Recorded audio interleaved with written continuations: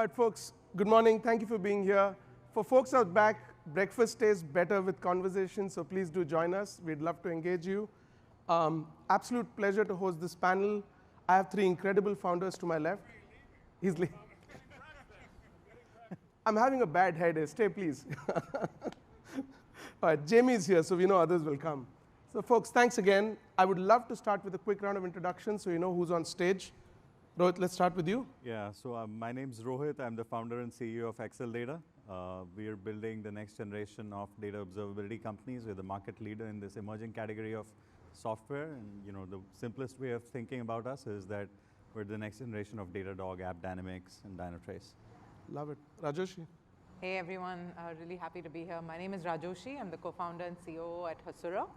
Hasura is a data access infrastructure company. And what I mean by that is we basically shorten your time to building APIs. And people using Hasura basically remove layers of infrastructure from their stack and just use Hasura as a simple way to get an instant API on your data. So that's what we're doing. And we're an open source company with a lot of bottom-up developer-led adoption that we've seen across the world. I'm building a new team, and when I asked them how we're going to build our infrastructure, the first technology my VP of engineering spoke about was yours. So I loved hearing that. Rohit. Awesome.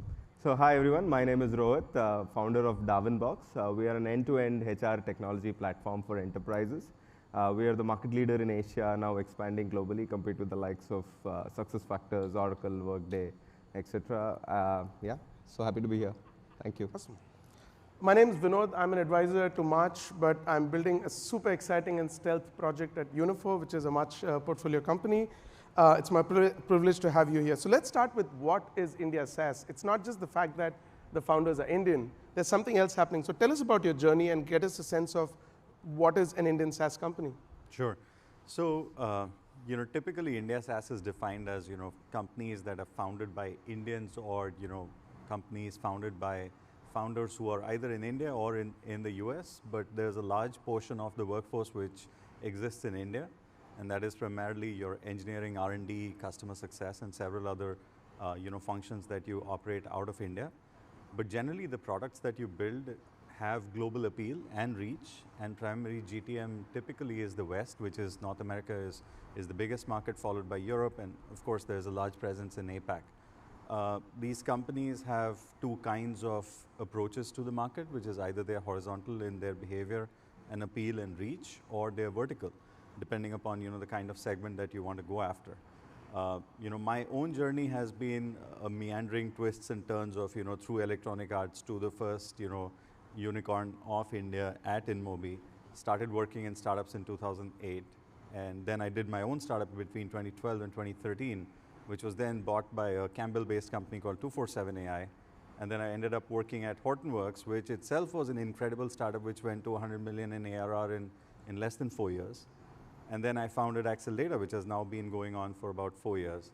So it's been like a meandering twists and turns in a career, riding a few waves, seeing a few ups and a down, and many downs rather. And we are at this point in time about 170 people across the globe, 45 people, in the GTM functions in the US, primarily selling to large Fortune 500 companies. And, engineering, customer success, all of that getting operated out of India. We also have GTM teams in APAC. So this is typically the structure that I see for most SaaS companies, that you find the GTM in the US, but you also find the core of the product, which is the product market fit in India, or at least you are iterating very quickly to get to the product market fit. And we're going to talk a lot about iterating and evolving quickly. Rajoshi, tell us about your journey and define India SaaS for us by your journey. Yeah, so I think we very recently started maybe fitting into the SaaS category. We're in the open source infrastructure tech, sort of enterprise software, open source. So, cloud is a hosted model, and then we also have on-prem enterprise. So SaaS has just sort of become a space for us recently, but for us the story is again similar to what Rohit mentioned. We started in India. The core team, the founding team was based in India, and when we launched and put the software that we had out there for the world to consume, it was We were a team based out of India, and then we saw that being picked up globally, by developers. Today, though, we're about 130 people spread across almost 20 countries. We're headquartered in the US, have a team here, have a hub here, have a team in India as well, and then 18 other countries that we have people in. For us, all of the functions are pretty distributed. We have product and engineering both in India as well as in the US, as well as customer success. So we're sort of seeing all the teams spread across geos, which helps us both as we're cloud infrastructure, which helps us across several things, including having sort of round the clock engineering talent to help our customers and users. So yeah, that's kind of our India story, where we started there, but today we're pretty globally spread out. Awesome. Rohit, what's your story? And my story is probably a lot of global multinationals in my story. So started my career at Google in India, then did a little bit of marketing in Procter & Gamble, and then went to McKinsey, where I was consulting with organizations globally. Darwinbox was conceptualized, designed, and built out of Hyderabad to start with, and then now has offices in multiple countries, more than 15 countries now. And our story has been basically when we looked at HR tech products that we were using, and in global multinationals, we really hated them. That's what triggered us to start off something which we thought we had the capability to, in terms of building a world-class product out of India and compete with large legacy players that are there. And a large part of our team, engineering product team, is based out of India, but our customer-facing teams are all over the world in front of our customers. So I would say I live out of an airport, so I don't know whether it's India SaaS or airport SaaS, but or I live in the cloud, so like whichever is more better answer there. Awesome. There's 10,000 SaaS companies at least in India, 15 unicorns, currently doing close to $3 billion of ARR. And that number is expected to go up to 50 to 70 billion of ARR by 2030. So the value creation opportunity is huge, but the ARR, I believe, is a lagging indicator of something else that's happening. So we're hoping in this panel we go one layer deeper and tell you what's driving this wave, why it is sustainable, and why we would love for you to participate in that India SaaS story. So let's take a step down, Rohit. Maybe I'll go to you, which is what's happening in India. Tell us, what are the building blocks of what we're seeing today manifest itself? I think the opportunity that most young folks or young engineers or young product managers that are having is basically India, with the exposure that it has to the world through the IT sector which we were serving the world for the last 3 decades. I think a lot of folks are curious about building better products for the world. We know how to build these because we also have the talent that exists, which is served the world. And in terms of iterative building, I think there is a lot more that's happening today compared to what was before, in terms of people experimenting on building stuff, taking it to the world, taking it online, and experimenting there. So I think that's where we're seeing a lot more products come out of India, a lot more experimentation happen. I think that's the big shift. While we've done this over 3 decades in terms of serving the world in terms of technology, I think the product iterations is something that's been the story of the last few years, and it's been super exciting. Rajoshi? Yeah, I think I remember when I was in school growing up, the big phrase that used to be on the newspapers very often is brain drain, about how all the best talent in the country is leaving the country and moving away, and all of that. So that was around the early 2000s. I think what's happening right now, couple of things, right? One is that we've had some great early success stories, companies like Zoho and Freshworks that have been there now for many years, and there are companies that have started coming out of there, alumni there who've sort of matured and started their own companies. So there's a whole wave of new companies just coming out of these companies that were early success stories.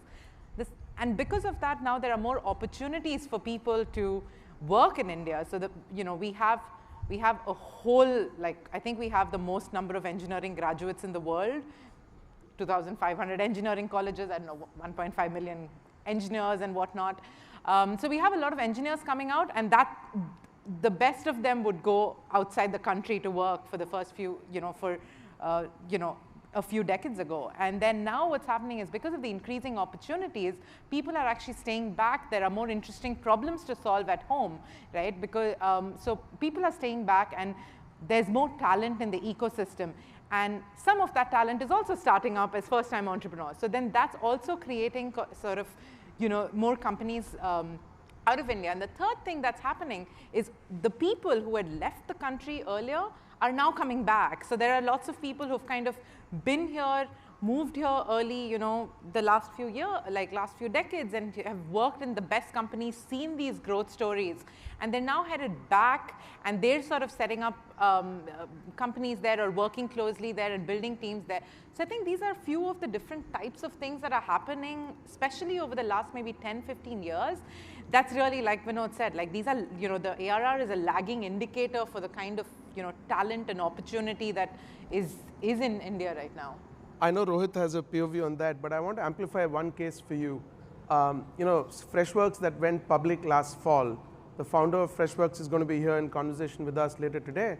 There's at least 3 other founders at this event who were ex-Freshworks, started their companies in the last 12 to 18 months, that we believe can all be unicorns, or more importantly, at least $100 million ARR companies. I think the valuation multiple I should probably not assume at the moment. That's not a safe assumption to make. But each of these founders have seen a problem working at Freshworks, figured out how to build scalable, lasting companies, and are now solving those problems with their own startups.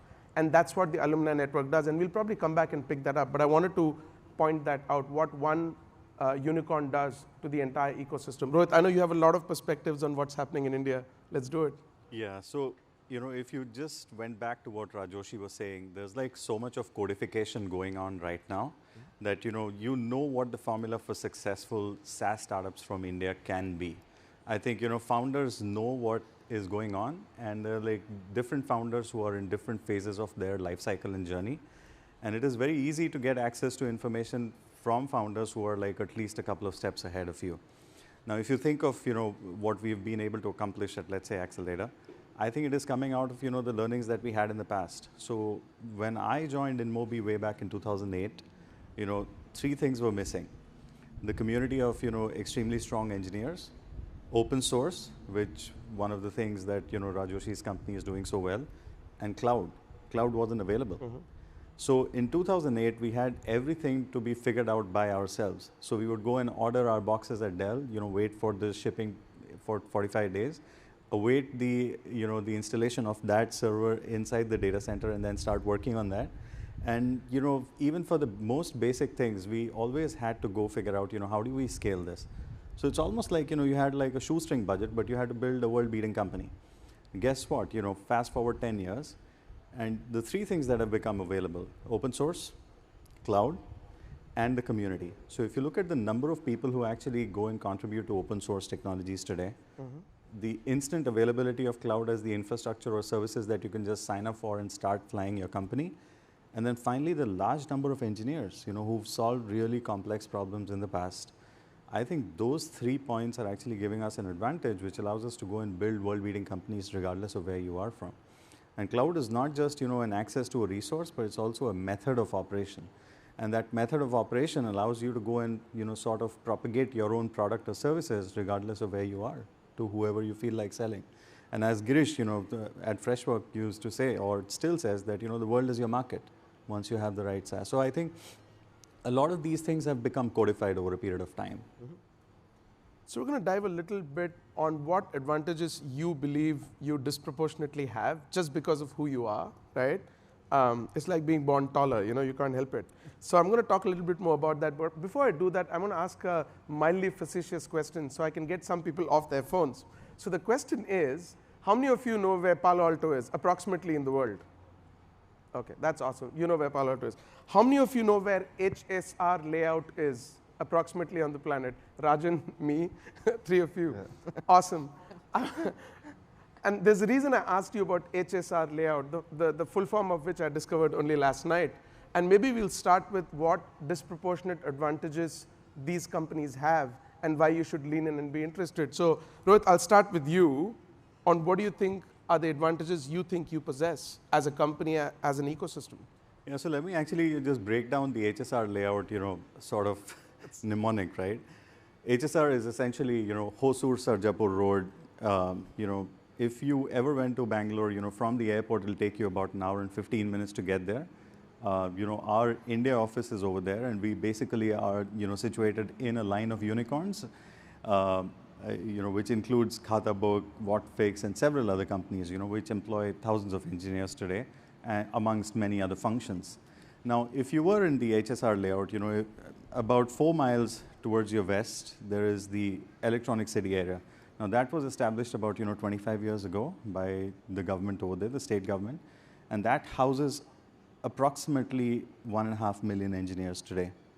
And those are employed by companies like TCS, Infosys, HCL. Now, I was actually once flying with somebody, he used to be a director at Infosys or something, and both of us missed our flight while we were changing from the UK coming here to San Francisco. And I asked him, okay, what do you do? And he said, I lead the Salesforce practice for Infosys. And I said, how many people do you have in your practice? And he said, 18,000. So when the next time, a Salesforce killer is actually built out of India, don't get surprised, because they know everything that's going on with Salesforce. Now, on the left, which is, if you go a little to the west from that HSR layout area, you find every single MNC that you see in the US have an office over there. And that includes companies like Wells Fargo, JPMC, McKinsey, you name it. You have all the companies. So what we're seeing is that there's a unique blend. So there's like a service company over there which has learned how to operate in many of these complex product ecosystems. But you also have these MNCs.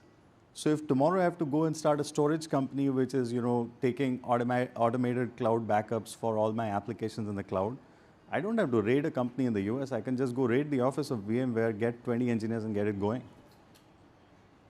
That's the unique advantage right now.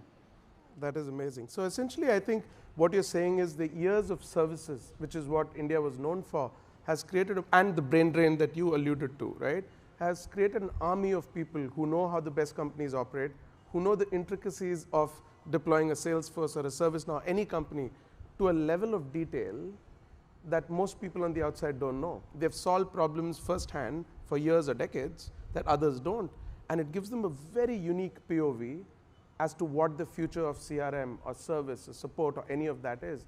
And that is incredibly valuable. And we'll dive a little deeper into that. Rajoshi, what's your perspective on what's India's unique SaaS advantage or your unique SaaS advantage? So yeah, I think for us at Hasura, it was almost the exact opposite. Like one of the things that I was thinking about a while ago, and I realized that we've built an enterprise tech company where the core team has never actually worked in enterprise, and I think that is our unique advantage, because we came at it with a complete fresh pair of eyes and looked at it from a very first principles thinking point of view. And so to just lay that out a little bit, what we're doing at Hasura is basically like when you're building an application, there's an application stack. And that stack had 5 layers. You have your application that you're using, your Uber, Lyft, right, the mobile app or the web app. And then there's data that lives in databases and wherever. And the things that sit between that mobile app or web app and that data is about 3-4 layers of infrastructure and software, right? And so everyone over the last many years have been trying, and that's the piece in the middle that's dealing with your performance, your security, everything like that. And there's a lot of innovation happening in how you store data, a lot of innovation happening in how you consume, build the best experiences for your users. And in the middle is where you're handling performance and security and all kinds of things. And through the years, everyone's kind of been solving those layers by making each layer better, right? You take an ORM layer, and you're like, how do I make the ORM layer more efficient? Or you're taking an API gateway, how do you make that more efficient? So people have been sort of solving it because of the context that you're in, and you've seen these things work. We came at it from like, complete outsiders looking at it saying, hey, there's data, and you need data. Why do we need so many things in the middle? Why don't we just have one thing that takes away most of this work because it can be declarative? So I think for us, the unique advantage, kind of coming back to your question, Vinod, was I think it goes back to the fact that there was, the founding team at Hasura,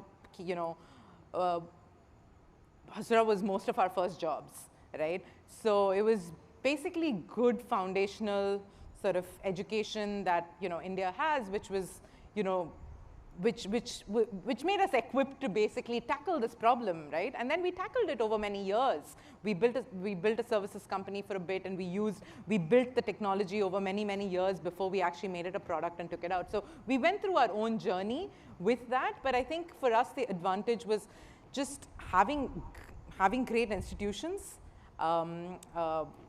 with very good education, where we had our early team that are absolutely wonderful. And today for us, I mean, at best we can find people who are as good as them, right? But there's just really good talent. And that's kind of, I think, our unique advantage, and how Hasura sort of came out of, a bunch of people who hadn't worked in enterprise before. Before I go to Rohit on my far left, I'll go to the Rohit nearer to me. There's two Rohits here. It's entirely a coincidence. Yeah. We have no bias towards the name. You have a very interesting POV just on the kind of talent. I would love for you to talk about it. Yeah, so I mean, I sort of echo everything that Rajoshi just mentioned. I think what is happening is that there's world-class talent available, but it hasn't, come into being automatically. So there's like great institutions, extremely good colleges, very, very competitive to get in, as good as Stanford or, MIT from a computer science standpoint. But I think what has also happened is that any company that you look at right now, they're doing two things. One is that they're providing enough opportunities for their developers, engineers, and practitioners to go and contribute to open source. So we basically at Hortonworks India, we hired about 450 people in a very short span of time, about 3.5 years. And out of that, 125 ended up becoming contributors or committers on Apache projects. And when you actually go and start contributing your code, you're basically laying yourself out in the field just like, any writer or author will be, because your code will be commented on by engineers across the world, and therefore your code quality has to be at par with the rest of the world, and potentially better if you really want to become committers in quick time. So I had the opportunity of leading some unique initiatives, for example from a data science perspective, which was I used to lead a project called Zeppelin. Zeppelin, in a population of 1.4 billion people in India, we just had 2 committers, and both committers used to work on my team. Now, imagine what those guys have gone ahead and done is that, they've started a data science company, and they're going ahead and building a company out of it because they have the intricate understanding of what that persona is going to do. So I think, the whole angle of talent development is also getting fostered by some of these movements. I think if you look at a generation of talent that is coming through, we had a customer here visit us yesterday. The company is called PhonePe. They serve 350 million customers in India every day. And I think, they're processing close to about $750 billion a year in peer-to-peer low-value transactions. Now, when you're building for 350 million users, and you're building for, real-time peer-to-peer transaction, which actually amounts to $2 to $3 billion a day, I think you need to basically build systems that can scale. And when you're building those systems, there's obviously a codification of all the best practices of computer science, of scaling systems, which then you take from there to other companies. Now, the reason that people like me have been able to come and found or start these companies is because we saw the same amount of scale at InMobi. At InMobi, we used to serve close to, I don't exactly remember the numbers now, but we went from like $500 a day of revenue to approximately $140 million in ARR in about 4 years. So when you go through those hockey stick moments, you know what's going on. You look at Flipkart, which was bought by Walmart, and the kind of scaling items that they accomplish from a purely engineering point of view is just remarkable. So, thank you so much. So, for the longest time, living in your parents' basement always had a negative stigma associated to it. Rohit, I know you have many perspectives, but I really want you to start with destigmatizing living in your parents' basement. Rohit, let's have your story. I didn't know I was here for doing that, but I have a interesting personal story there. So when we started off Darwinbox and went out to the outside and said, hey, we're going to take on SAP, we're going to take on Oracle. Most people said, hey, you're taking on a company which has balance sheets bigger than GDP of many countries in the world, right? And which meant that like we had to be on the road and it was a dogfight, etc., right? And my wife, who's a doctor, had to run through emergencies, etc. And we had like a few-month-old kid. And like, I mean, taking on this was something which felt like onerous, and like we didn't want to have that as a thing that we're worried about while building this out. And what I did was just went back and stayed with my parents. So I think that's what Vinod is talking about, destigmatizing it.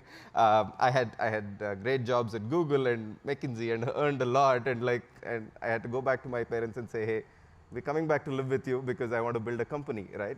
And they said, oh wow, that's great, right? Like we get to take care of our granddaughter and maybe help you build this company. But I think that's maybe thinking about it, it feels trivial, but it frees up a lot of mental bandwidth in terms of how we ran the company, because a lot of the ecosystem that we had was extremely helpful on a personal front.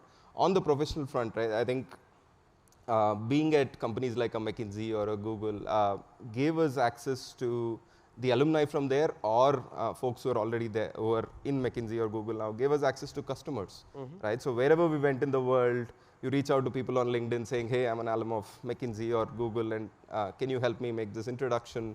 And that was extremely helpful, right? So some of this, I probably didn't think of it while I was at Google or McKinsey, that it'll be helpful in this ways or what, right? So, but I think that was extremely helpful. On Rohit's point on scale, I think, so we serve HDFC, which is one of the largest bank in Asia, and they have about 120,000 users. I think this is our 6th year of being in the market. I think somebody like a Workday would have taken 10 plus years to even experience that scale in the US market, right? So we've already solved for those nuances, that scale, that now when we take on larger companies in the world, we are a lot more comfortable because we've seen the complexity. So access to a local market that gives you hyperscale customers very, very early in your life, you're saying is also a massive advantage, right? Before you come to markets like the US. So, I want to actually dive deep on the alumni part, but I'll come to it after a very important question. Two of you are unicorns. I won't mention who. One of you is a March portfolio company. I won't mention who. So we need to give you something to chew upon. Now, if you were here all day yesterday, we know that valuations were mildly frothy in 2021, right?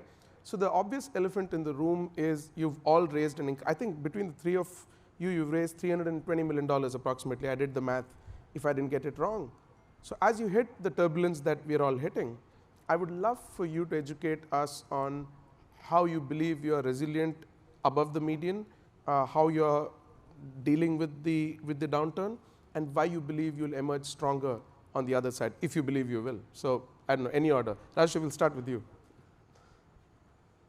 Yeah, so I think we consider, we raised just end of last year, and we now have a war chest, and we can ride this out, and that's, so I think for us going in, into what's coming up, even when we raised our Series C, we had barely started dipping into our Series B money, and what, our investors who came on board had spoken to a lot of our customers, and had sort of seen the value that were betting on sort of the future of what Hasura brings. And I think for us, having the money to sort of be able to operate calmly without worrying about running out of money for the next few years is great. But it really, we've always been a very capital efficient company, and that doesn't change. So just because we have money in the bank, it doesn't really change the way we operate in terms of we are, we will continue to remain capital efficient. We will continue to make sure that, we are able to ride out whatever the next few years or months, look like for us. I think the other thing that's interesting, it's something that we haven't yet seen, but, because we're in the space where we make engineering teams more efficient and essentially, and, remove layers of infrastructure.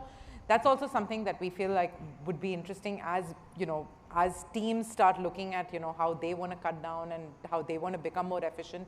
We feel like being in the infrastructure stack has an important role to play there. So that's something that we'd be, we'll be looking at. It's early to see how that's going to have an impact, but that's something that we're thinking could be something where we emerge stronger.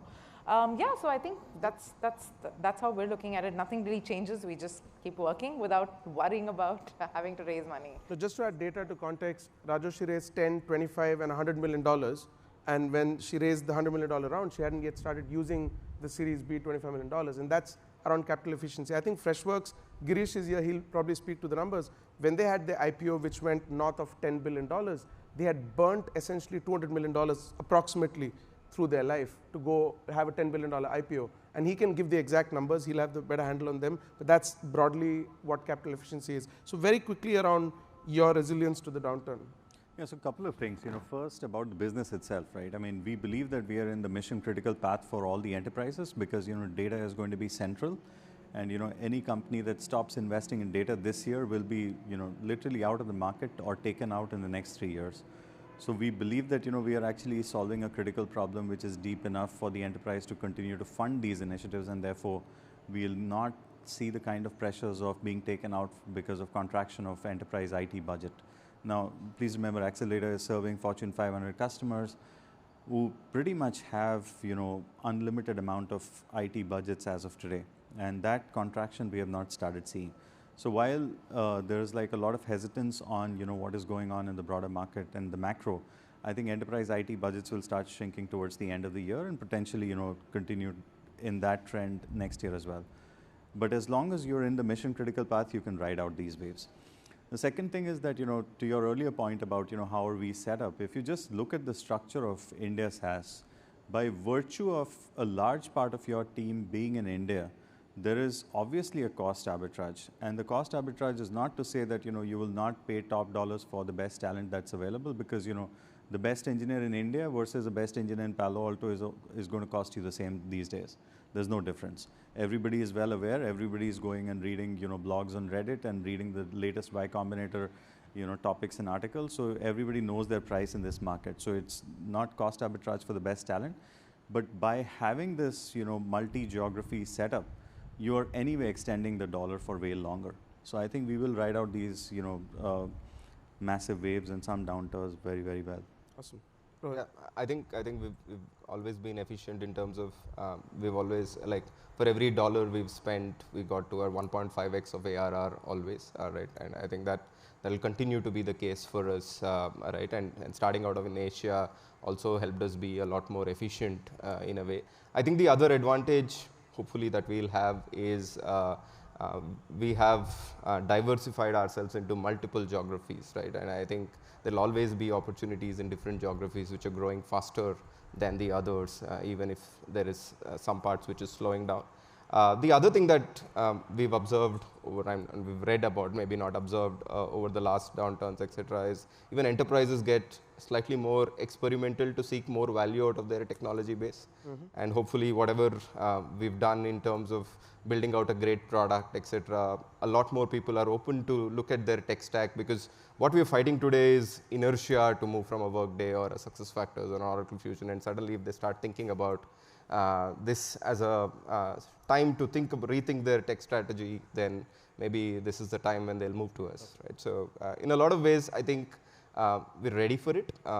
We were ready for it in a way, always, and I think that will continue to be the case. So in essence, you've raised the money that the market gave you. There's nothing wrong in that. The founder's job is to keep the company capitalized, but you've always had very capital efficient structures, right? So essentially downturn resilient. Now, it's on the moderator. I thought this was a 45-minute session. The counter tells me no.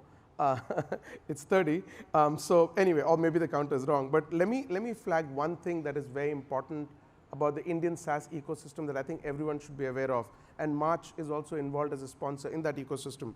So there is an initiative called SaaS Boomi, which is essentially a founder paid forward community. All of us have benefited from it. And I'll give you an example of that. 30 minutes on a panel for, let's say, an aspiring entrepreneur is essentially motivation. It does nothing to their businesses. When I was pre-revenue building my startup, we had a 3-day weekend wherein founders who were between 10 to 50 million of ARR essentially spent all of Friday, Saturday, and Sunday diving deep into workshops, teaching us how to build your SDR function, demand gen, what does account-based marketing look like. And this is not 30-minute sessions. I'm talking about 6-hour sessions to workshop out how to build your demand gen engine. So we've learned there's no school on the planet that teaches you that. And I think communities like SaaS Boomi truly help founders do the learning curve much faster. So when you talk about an India SMB SaaS model that Bain has written about, that Google launched a report on, that is codified. If someone's starting an SMB SaaS company out of India, 80% of everything that they need to do to build a global demand gen machinery is essentially codified and documented. And they start by innovating on what needs first principles as opposed to figuring out what doesn't. So I would just love your POVs on that, and I'll close this out on just your benefit from the ecosystem and what you're doing to give back to the ecosystem. Rohit, start with you. Well, I'll just give you a simple example. Umesh was here, yesterday. He's at 100 million in ARR. He's at least a few steps ahead of us, both in terms of evolution of the company, and he's been at it for 16 years now. And so if I have a question which is very operational in nature, whether it's with regards to hiring or, letting somebody go, or, expanding in certain geographies or thinking about, investor relations, he's the best guy. I can just send him a text, which is the most complex question for me. But for him, it's, been there, done that, dusted. So the answer that I get back from him, I don't have to really question.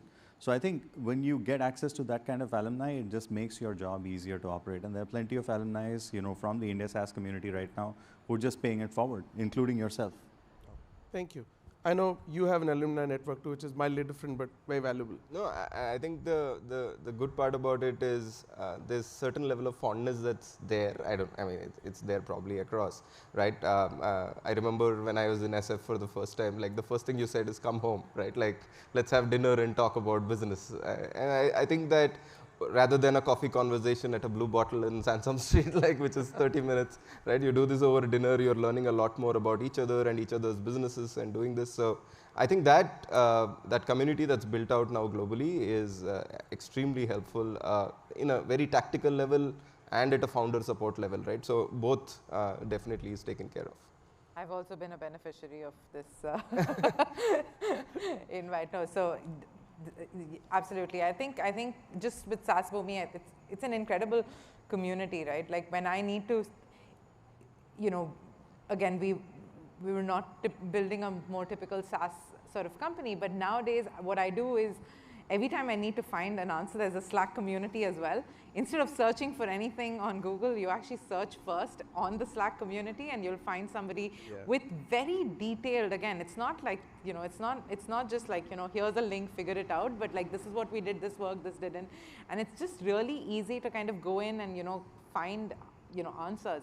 And I think on the, I did a session, I think last year for the first time on developer tools company, and this is something that's been really interesting for me personally to watch. When we did our seed round in India end of 2017, there were barely like 2 other companies building for developers, building developer tools and developer infrastructure and things like that. Today I don't have the number, but there's definitely like 10, 15 every other day.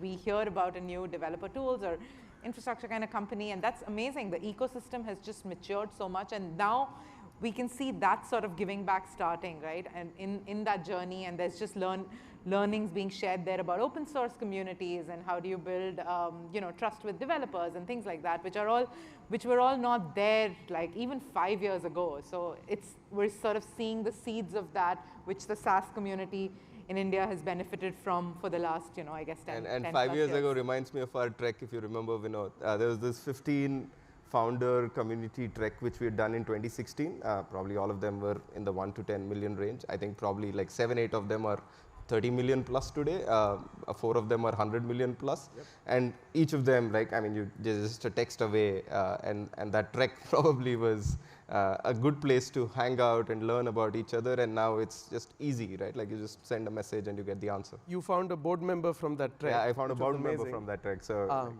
correlation is not causation, but it's statistically proven that dinner at my house makes you a unicorn. So please send your portfolio companies my way. Some equity might be swapped, but I think that's fair trade. All right, I know we're running out of time, so I want to quickly bring it home. I do want to actually amplify one story though. When I was building my company and we went into some of these sessions, I always ask the founders, why are you doing this? Like, why are you spending a 3-day weekend when you're at 50 million ARR trying to grow more than 100% this year? And essentially, I never got a very concise answer other than the fact that, it was almost what I call altruistic capitalism, which is I'm driven to succeed. but the better the ecosystem does, the better it is for me in some circuitous way, right? It was not direct. And I think that's something you'll see manifest itself again and again and again. And that is why I think there's a very unique advantage of that India ecosystem itself. So let me wrap it up. I know we're on time. The thing I wanted to just clarify today, and I think make a case for today, is that it is not a cost arbitrage story. There is an incredible amount of talent that probably is the best. I won't say better than the world. There's great talent everywhere on the planet, as good as anywhere in the world in India. But it's met awareness, which is alumni returning back, people having worked on complex problems with their own two hands for years and years and years, so they get a real understanding. They've worked at these companies that have become unicorns. They understand what building a startup looks like. So it's not entirely Fortune 500 WorkX. You've actually worked at a startup from 0 to 1. And really what it's met is opportunity. And opportunity essentially is all the building blocks he said is now democratized, the access to capital, the fact that Rajan is focusing entirely on the India-US cross-border opportunity. When you bring the two together, these ingredients together, you have an incredible story brewing. So the request I have for you is please lean in on the India story. Please talk to Rajan or me anytime today if you want to find out more. And obviously our founders are available. Thank you so much for your time and attention. I do appreciate your time. Thank you.